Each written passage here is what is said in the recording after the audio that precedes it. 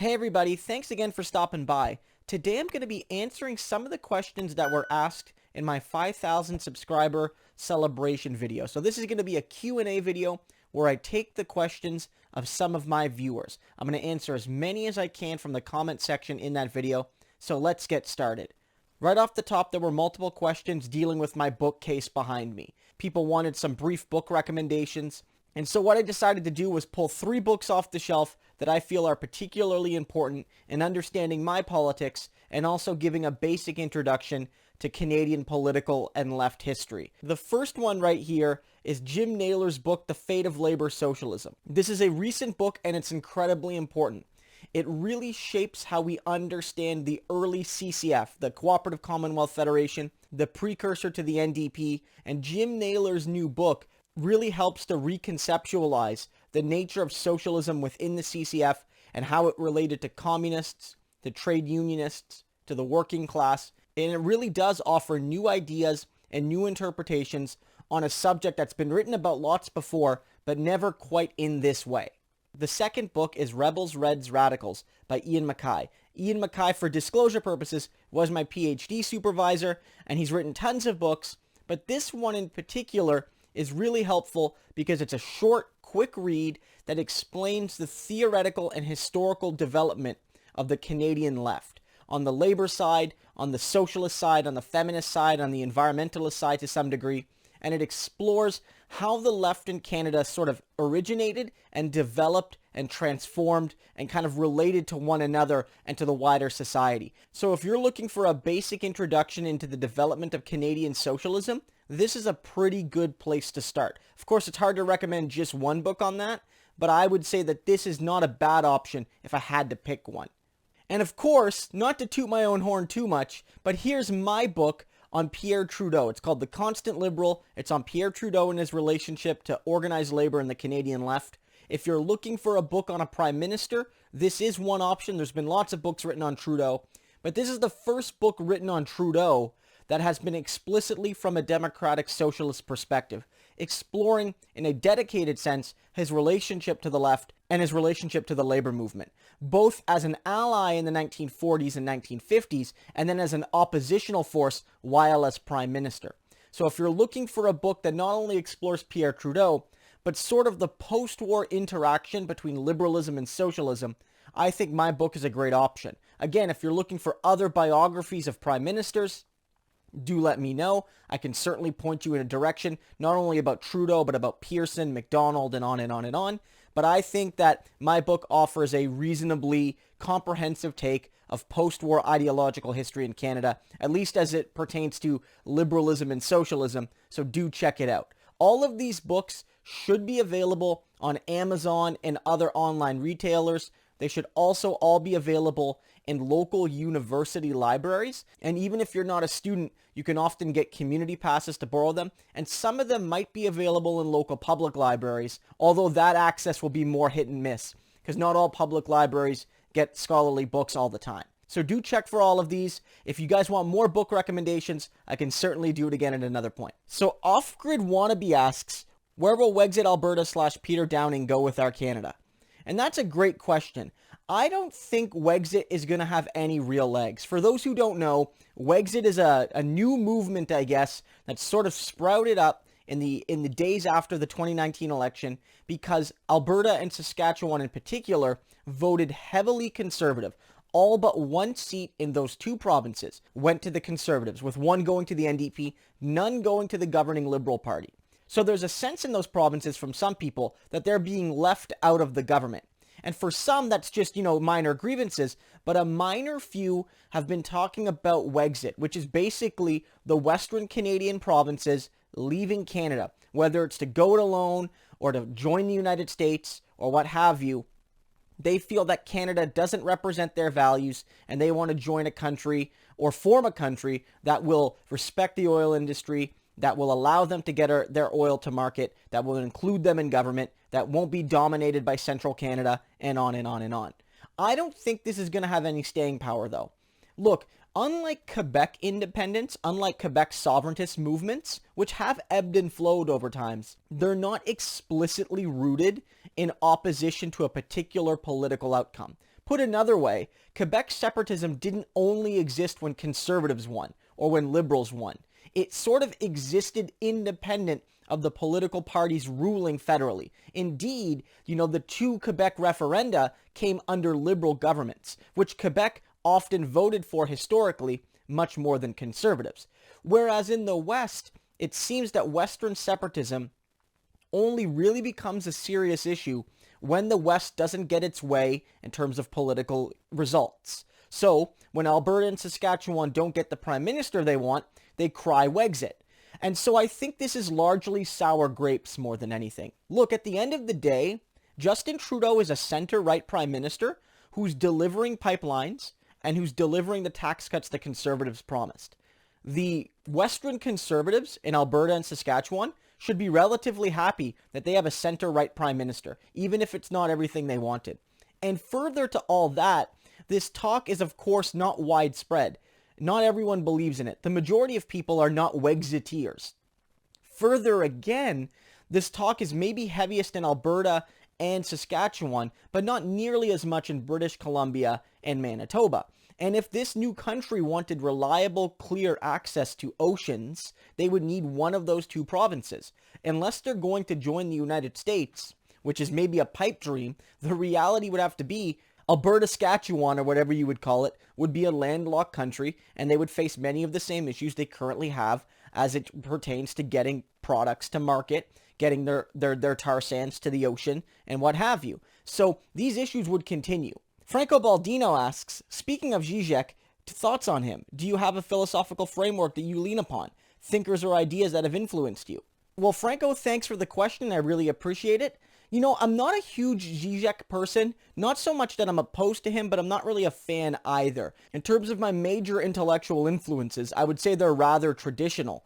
Marx, of course, Angus, but also Antonio Gramsci is somebody that I think has influenced me quite a bit, and his particular interpretation of what socialism means, what class conflict means, what passive revolution means, what transformations of society can mean. And so I'm a big fan of Gramsci. In terms of Canadian influences, I've been really influenced by Tommy Douglas, J.S. Woodsworth, and a lot of the old-time CCFers and their vision of democratic socialism. So yeah, I guess my basic framework is a democratic socialist one, but with a kind of Marxist understanding.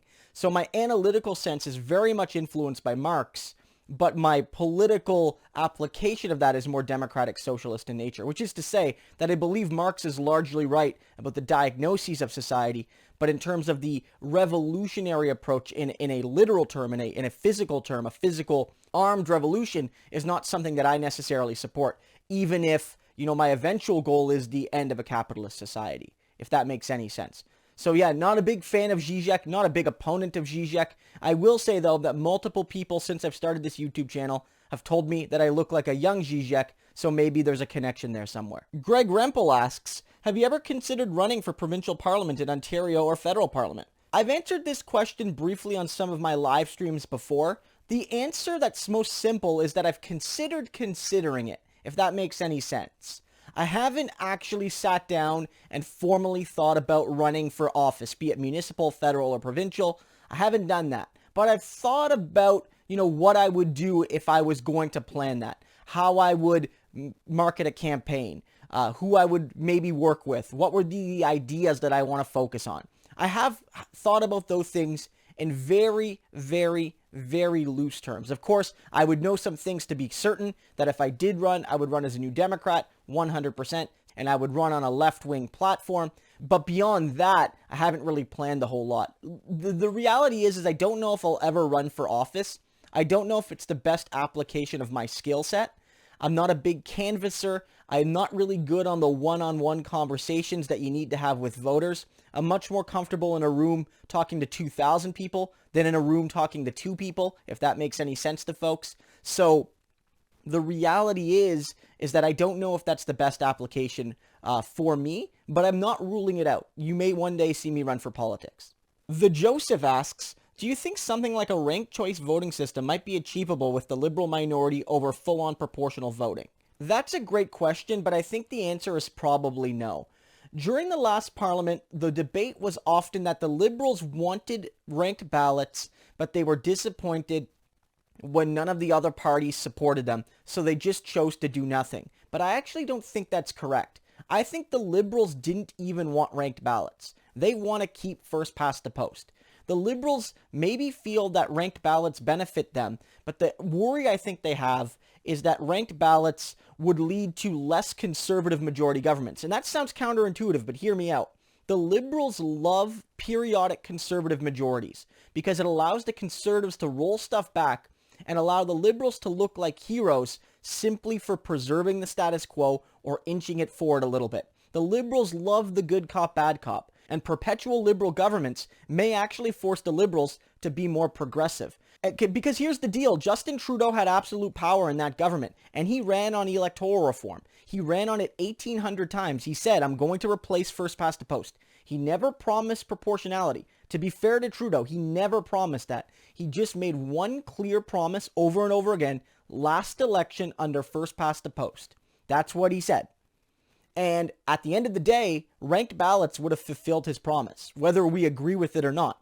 Right? Like that's the truth. And he still chose not to do it. So I feel that the Liberals, once they won a majority, were not even thinking about ranked ballots. They were going to kill it no matter what. Even if the NDP and Greens called their bluff and said, yeah, we'll do ranked ballots, I think the Liberals would have found some way to preserve the first past the post status quo. And to be clear again, no one in Canada is calling for full-on proportional. No one's calling for that. To be clear, a fully proportional system like you see in some smaller, more centralized European countries is that if you get 33% of the vote, you get exactly 33% of the seats, and that's determined by a party list. We don't have that in Canada. The NDP is talking about mixed member proportional, which preserves the majority of the seats elected under first past the post, but creates additional regional seats which are distributed to balance out the inaccuracies of the first past the post system. No one in Canada is talking about full proportionality, but I don't think we're going to see electoral reform in this parliament. I just don't see it happening. The Liberals don't want to do it, and if the Liberals and Conservatives don't want to do it, then the NDP, Green, and Bloc have nowhere near the support to make it happen. John Crowfeather asks, where is the movement building on the left in Canada? Everything seems so scattershot, all over the place and difficult to find. Is there a central clearinghouse or website dedicated to all the different channels and web pages promoting and debating the issues on the left? If not, it's probably needed. That's a really great question. In short terms, no, there's absolutely no one central space for the Canadian left.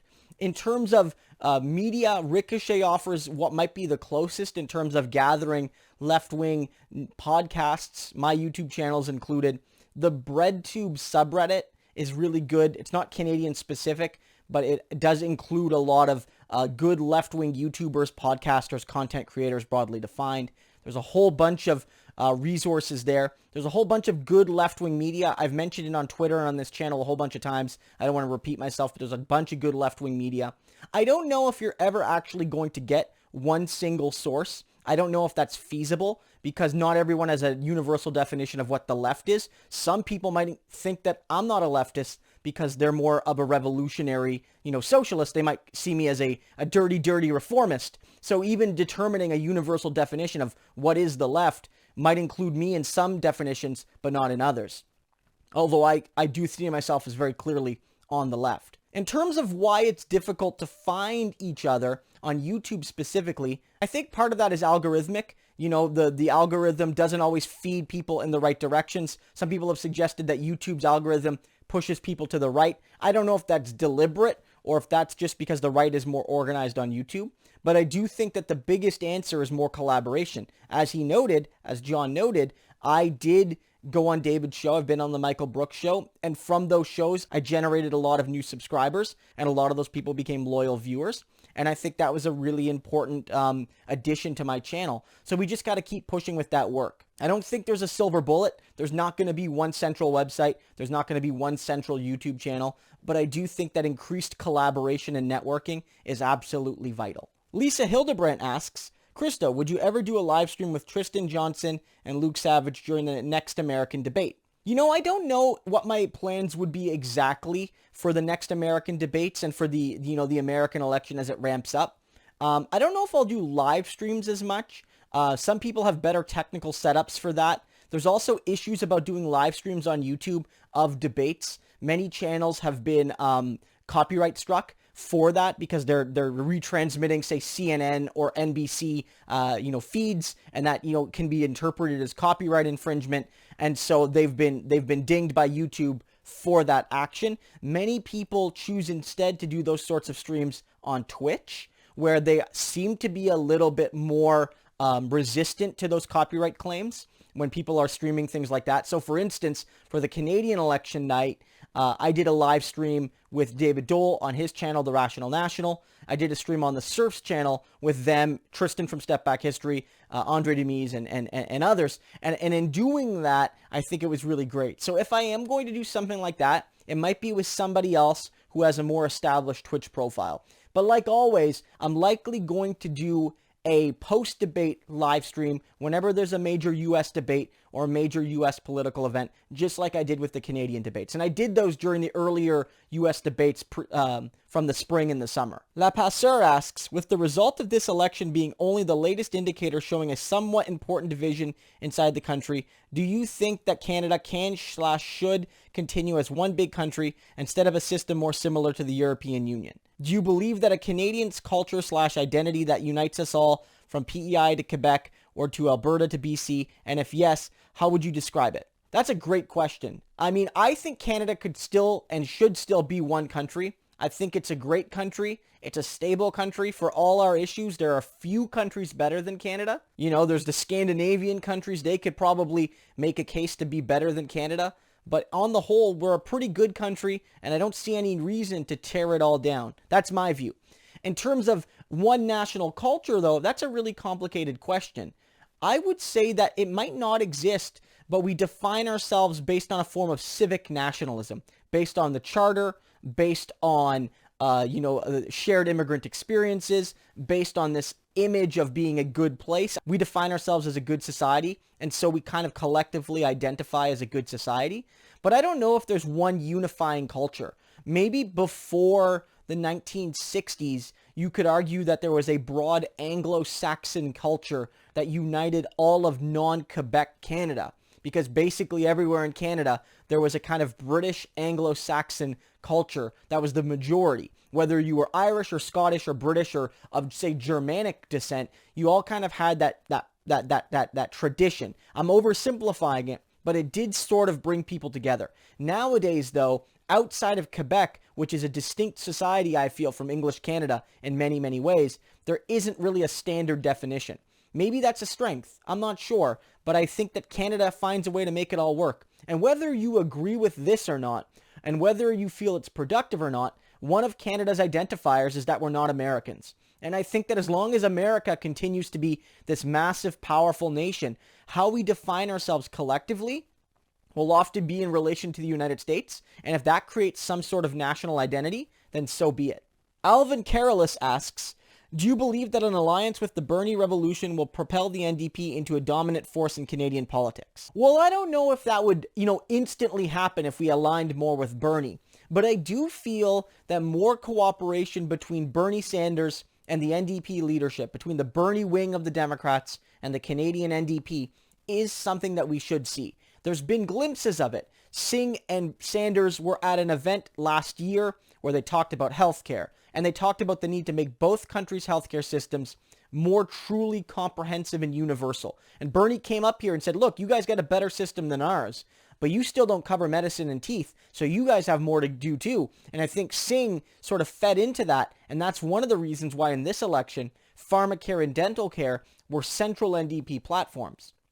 And even if the NDP didn't win this election, if you look, majorities, super majorities of Canadian voters want to see the NDP's pharmacare and dental care plan implemented in this minority government. Whether we get it or not is another question, but Canadians want it. They want what the NDP was offering, at least on healthcare terms. And I think Bernie's relationship was key there. And you also saw it with Nikki Ashton, who's been a long time kind of supporter of Bernie Sanders and has worked with him and his foundations to sort of try to build an international left. We do need to see more of that. I'm not guaranteeing or promising that if we work with Bernie a little bit more, that we're, going to form a majority government in 2023 or 2021 or whenever the next election is. But I do think that building cross-border democratic socialist movements is absolutely imperative to a progressive North America. 100%. John Lappa has 2 questions. Here's his first one. It seems like the NDP election result would have been a lot more positive if 2% more had voted NDP. Do you think Singh's acceptance of a coalition put a halt to the NDP's initial surge in support, which could have resulted in 25% support for the NDP on election day? Great question. Thanks again for it. In general, I think that the coalition remarks were a good thing. I think it showed people that Jagmeet Singh, more than anybody else, was the anti-Scheer crusader. And while it didn't ultimately bring us the votes we wanted, in general or from strategic voters, it let people know that Jagmeet Singh, if you vote for him and you vote for your local NDPer, you're not sending somebody to Parliament that's going to help prop up a Scheer government. And this was one of the reasons, I think, why Elizabeth May lost her momentum, because she said she would be willing to work with Scheer. So I think Singh was able to keep some of that momentum that he built on that promise. And in terms of the electoral results, it's really hard to say. Some of the polling firms had us around 15, 16 on election day, and some of the polling firms had us about 20, 21. And so those firms that had us at 15, 16 turned out to be right, and they had us there pretty consistently before the coalition promise and after it. And so I don't think that had any major impact. Maybe it stopped some strategic voters from leaving, but I mean, I don't know. I don't know if that had a major impact, but I do think it was the right thing to do because it made a clear statement that we're a progressive party, and unlike Trudeau and Blanchet and May, we have made a clear commitment not to support Andrew Scheer in any way. And you can trust us for that. And I think Singh made the right decision. And in terms of the results, you're 100% right. I don't know if 25 was possible in this election, given where polling was, but it is very correct to say that if we were at 18 versus 16, we might have won an extra 10 seats. And that, first past the post is very, very cruel. You can lose a ton of seats by just losing a little bit of votes. And so, for instance, in 1974, the NDP lost 2% and lost half of its seats. So you can see how it happens. If you lose a little bit of votes and you lose them in the wrong places, you can basically come away with nothing. Or look at the Greens. The Greens did pick up 1 extra seat, but they almost doubled their overall total and only got 1 extra seat for it, showing that, it's even gaining votes can leave you with very little to show under our broken electoral system. And John, for his second question, asks, how do you compare Charlie Angus as a leader to Jagmeet Singh? It seems to me that the NDP needs a younger leader as Singh is, so the NDP can have him over the long term, as Jack Layton died when he was 60. Otherwise, please compare Singh to Angus. A great question, great commentary. I think that you're right, John, in saying that the NDP needs a younger leader, especially in a moment like this where, liberal governments and conservative governments, they almost always never turf the leader after one go. Most prime ministers get at least 2 full terms. So you had to think, historically at least, that in this election, this NDP leader would have to take at least 1 full term to get going. Because liberal prime ministers that get elected once almost always get elected at least a second time. And so you want somebody relatively young, although Charlie Angus isn't old by any means, but you want somebody relatively young who can build in the long term. You want somebody who's going to be there maybe for 15, 20 years to be the long-term rock of stability for the party. Jack Layton was leader for nearly 10 years. He would have been leader for much longer, I'm convinced, if he hadn't tragically passed away. But Ed Broadbent was one of the NDP's great historical leaders, one of the more successful ones, and he led the party for about 14, 15 years. And so I think that by picking somebody young, and when Ed Broadbent was picked, he was even younger than Jagmeet Singh, I think, a similar age, both in the kind of mid-30s when they were selected, but I think that that's incredibly important. In terms of their styles, I think they're a bit different. Charlie Angus is a bit more folksy, and I don't mean that in some kind of condescending way. He's a bit more folksy. He's a bit more grassroots. He has that image, whereas Jagmeet, again, very approachable, very likable, does have a bit more of a polished GQ image, and those appeal to different people in different ways. And this isn't to say that Jagmeet Singh can't appeal to people in the, Northern Ontario region, and this isn't to say that Charlie Angus has no appeal in the downtown Toronto crowd. Both of them are versatile, but I do feel that Singh has the special ingredient to really appeal to the people that don't currently vote NDP in a way that maybe Angus quite doesn't have.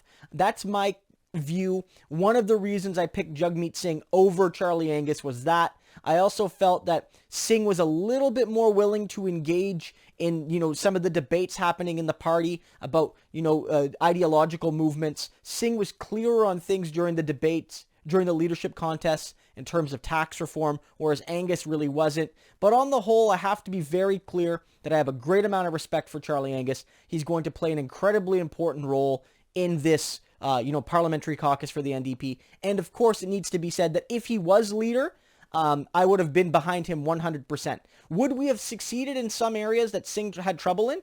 Perhaps. But would we have struggled in some areas where Singh showed momentum? That's just as possible, maybe even more so. And of course, one limitation of Charlie Angus was that relative to Guy Caron, of course, but also relative to Nikki Ashton and Jagmeet Singh, his French really wasn't at their level. And this isn't to say that he couldn't have worked on it, but, Jagmeet Singh's French was a great asset on this campaign, even if you feel like Quebec still rejected him. His command of French is very good, and that's incredibly important going forward. And I think as we work to take back Quebec, somebody who is able to speak to Quebecers in the language they speak and do so really, really effectively is something we often just take for granted, but it's incredibly important. So guys, those are your questions. I know this video was a bit longer than my usual ones, but I wanted to really delve in to the questions you guys asked. You took the time to write them and think about them. I wanted to answer them. I don't know the next time I'm going to do one of these. I might do one again when I hit 10,000 subscribers. I might do one for another milestone. But if you do have some quicker questions, I might be able to answer them below in the comments. Feel free to ask. I'll do my best to answer them. Guys, have a great one. I'll see you next time. Thanks again for all your support here and on Patreon, helping to make this channel what it is. Again, it would be nothing without you guys. See you next time. Have a great one.